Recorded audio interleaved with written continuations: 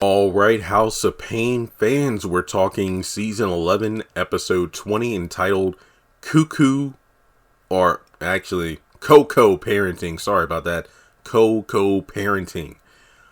I'm going to give this one a solid 8 out of 10. This is refreshing due to the fact that for damn near a month now, if not more, I've been giving out 1 out of 10s and the episodes have been dry and stale, but this episode did stand out.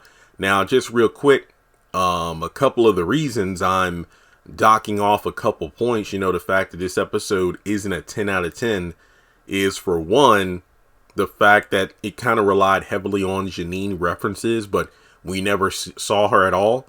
I mean, hell, at the very end, there was a video chat going on, but we just never got to see or hear her voice. See Janine or hear her voice. Christian was brought up multiple times. But of course he wasn't in the episode either. And then another thing is the seemingly forced drama between Laura and Miranda, where it just felt like, believe it or not, because, I remember there was a clip that was released, a sneak peek, and I was like, man, is Laura going to involve herself about this parental hysteria? And she has nothing to do with the situation. But after watching the full episode, I saw nothing wrong with what Laura said or did. And for Miranda to all of a sudden have the whole thing about her overstepping boundaries and this and that, it just felt really forced. Now, don't get me wrong, though. It was good to see her and Calvin on the same wavelength instead of, going back and forth for an episode or Calvin having an attitude. It was Miranda having this, just again, a random thing about, just Laura. I think Ella was the one who brought up that, well, Christian, was lucky not just to have, 2 parents, but, like 3. I know you're not, well, yeah, Laura. Yes, Laura isn't his, mother or stepmother yet, but it's a possibility, hinting at, well, Calvin and Laura aren't married yet, but if they do go through with a wedding and whatnot, just realize that, yeah, there will be multiple parents. So that really just sparked some random tension that Laura, it wasn't even on screen to involve herself with. So I don't know. But anyway, let's get to the episode itself, because like I said, I thought this was pretty solid for the most part. So let's go ahead and see what goes down. So Miranda's banging on the door to the loft to see if Calvin's ready to, pretty much ride or die. And it's like, wait, what's going on? Because apparently the principal called and Christian got jumped by a gang of kids. Laura overhears this because, Miranda grabs like a candle holder or a vase or just a piece of pottery. And then Calvin gets a damn umbrella. Laura hears what's going on and she's ready to roll. So she grabs something too, and they all jump in the car and go all to the school. And it's all about protecting the baby. So, not even knowing the full situation, knowing that Christian was somehow, harmed, seemingly based on the phone call, Laura's ready to jump in with the parents. And that was pretty cool.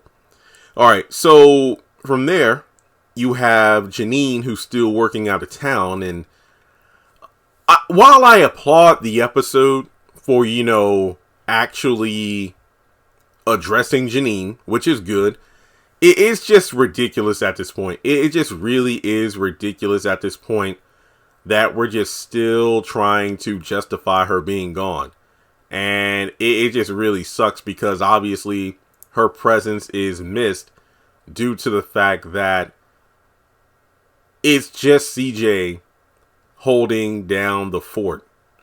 It is just CJ holding down the fort. He's cooking, cleaning. As he said, he's taking care of, multiple kids. Technically 5 if you want to think about it. Sure, Malik and Lisa are quote unquote adults, but they still are living rent free under his household. He's a fire chief. He has to still go ahead and make sure that food's on the table, the house is clean and whatnot. And he gets bent out of shape when Lisa, I guess you could say,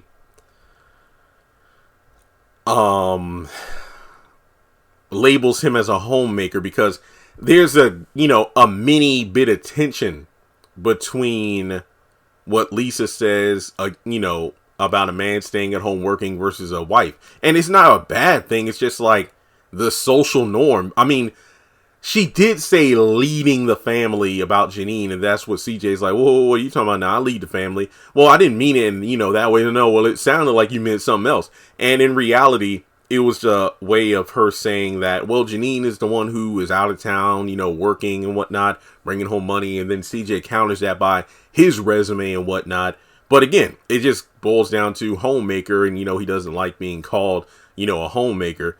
And, there's a little bit of a spat between Malik and Lisa about a woman, leaving, the man with the child to go out of town to work and whatnot. So, it's pretty wild. It really is pretty wild, because of the fact that, yeah, we do live in a day and age where the quote unquote traditional family is not so common. And I'm not necessarily talking about, a man, a woman, then their kids in the household. I mean, like the structure of finances. Like, there are more male homemakers nowadays than, before, or stay-at-home dads, as opposed to the mom who goes out and work. But now we live in a time where it's not uncommon for one or both parents to actually work from home, because of, the way that, especially with the pandemic, for people to have jobs that are remote, or, they switch careers, or, what have you. But in any case, CJ, he goes over to Curtis and Ella's house, and he sees Curtis, and I was actually shocked at this too. Curtis being overly accommodating to Ella, offering to get her house slippers, rub her feet, make her tea, things like that. And CJ literally turns into Elvin from the Cosby Show. Wait, are you serving her? Shouldn't it be the other way around? Basically, he's puffing his chest out because he's in his feelings about being called. Basically, he felt less of a man based on what Lisa said. And then, Ella and Curtis kind of shut it down. Like, whoa, what are you talking about now? I mean, don't get it twisted. We just take care of each other. So, from there, back at Calvin's loft, we actually see the trio return kind of empty-handed. It turns out that the situation wasn't as bad as they thought, because, apparently there was a lot of ruckus between kids, but it wasn't that Christian was getting jumped.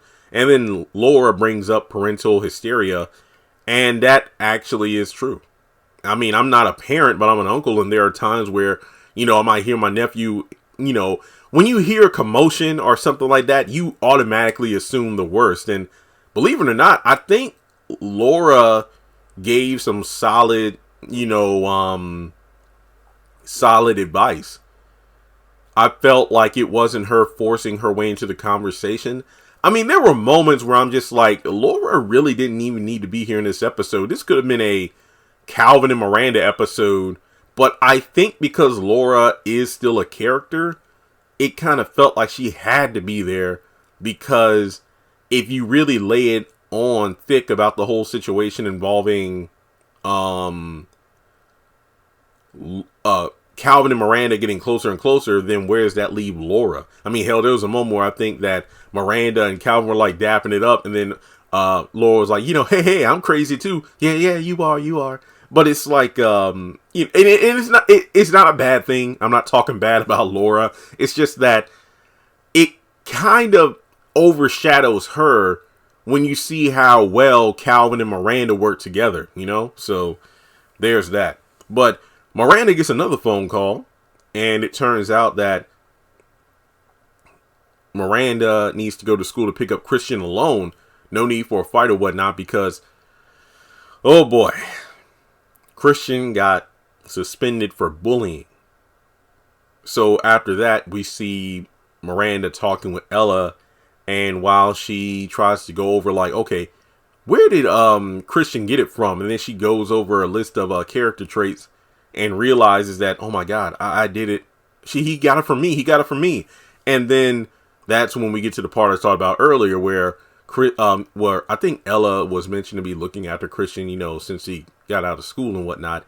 And that's when Miranda's like, oh, Christian's so lucky to have two set of, great grandparents to raise him. And so like, Ella was like, oh, I'm not raising him. I'm just watching after him for you.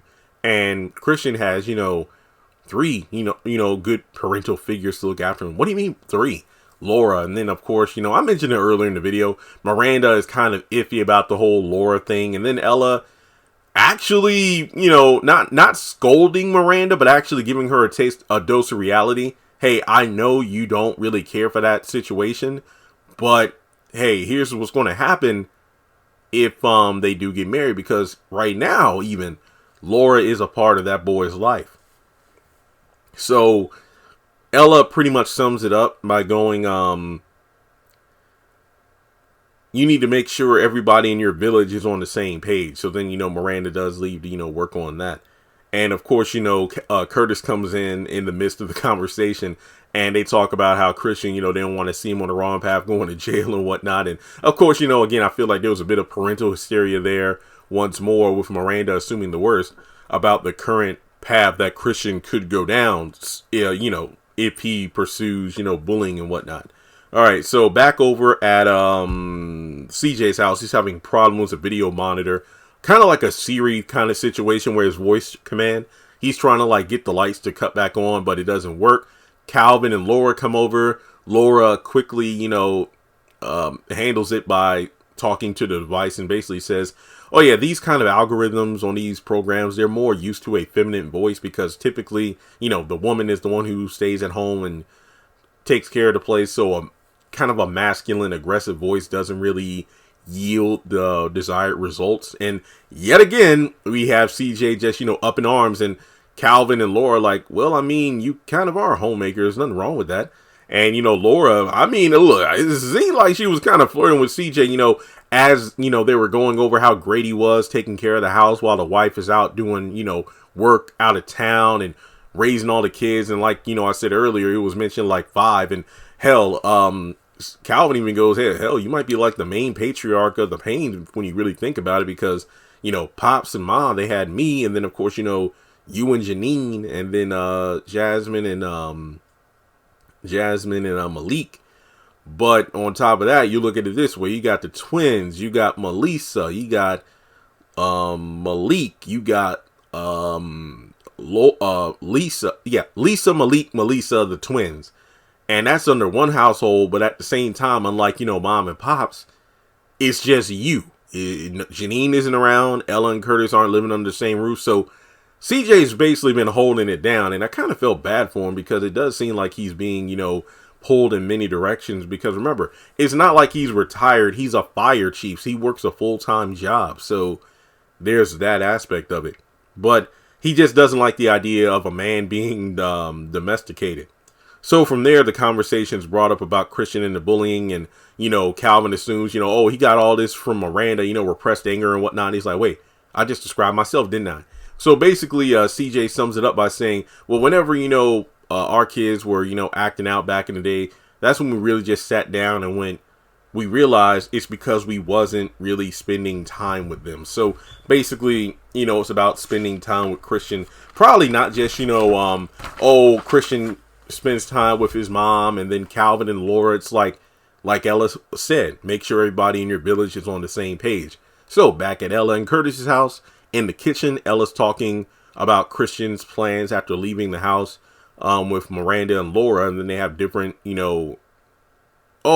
Laura says ice cream and Miranda says counseling. It's like, oh, well, we could just do both. Like, if you wanted to take him for ice cream after the counseling. And then out of nowhere, Miranda's like, oh, yeah. After what went down, Christian doesn't need any sugar. See, this is what I was talking about. And then thankfully, Ella just, calms the situation down, because even Laura's like, well, hey, I'm sorry for, I didn't mean to step into over your boundaries or anything. I'll back off. And then, again, Ella brings up how Janine and CJ, and how technically speaking, Malik and Jasmine had 2 sets of parents, because Janine was really out of commission for a while, and CJ had to work, and so that's when Curtis and Ella kind of stepped up there. So yeah, now kids aren't always raised by just the parents. There are different individuals who also assist in raising them, which I thought was pretty cool.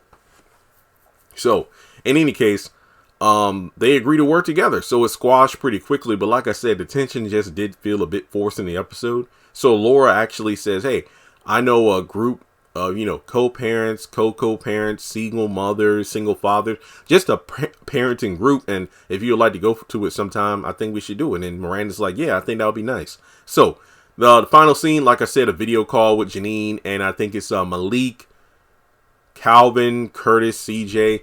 A lot of people, a lot of these guys start with the names start with the letter C.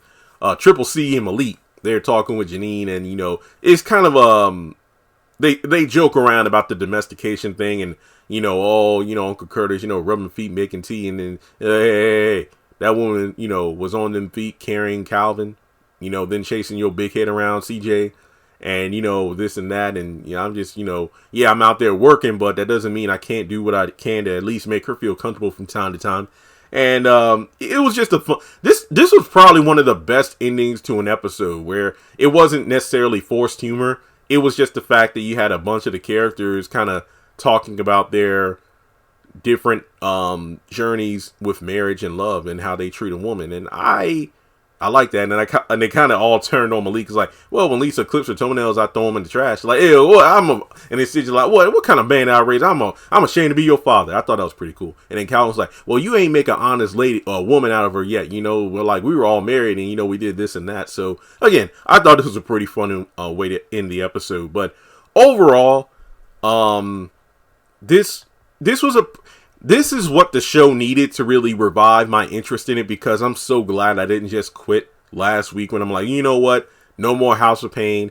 I'll review the episode like, when Jasmine comes back next season, or if Janine comes back. But other than that, I'm just going to skip it. No, this was a really solid episode. Not perfect, but really solid. So let me know your thoughts in the comments section below. Like and subscribe. Follow me on social media. Links are in the description below. And I'll catch you in the next one.